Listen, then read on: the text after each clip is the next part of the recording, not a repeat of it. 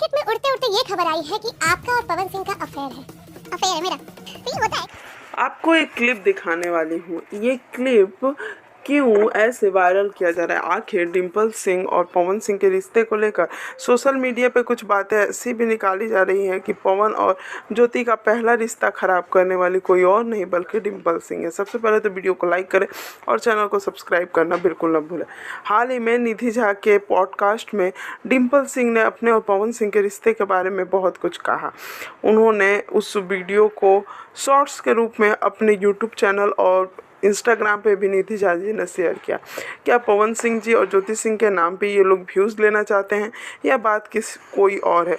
लेकिन देखा जाए तो डिम्पल सिंह ने इस बात पे उतना कुछ रिएक्ट नहीं किया। उन्होंने कहा कि मुझे प्रपोज़ किया गया था। अब उन्हें किसने प्रपोज़ किया था इस पर उन्होंने कोई खुलासा नहीं किया। लेकिन सच बताए तो ज्योति सिंह और पवन सिंह के इतने बिगड़े रिश्ते में ये सब करना सही है गलत, आप कमेंट्स में ज़रूर बताएं और वीडियो को लाइक करना बिल्कुल ना भूलें।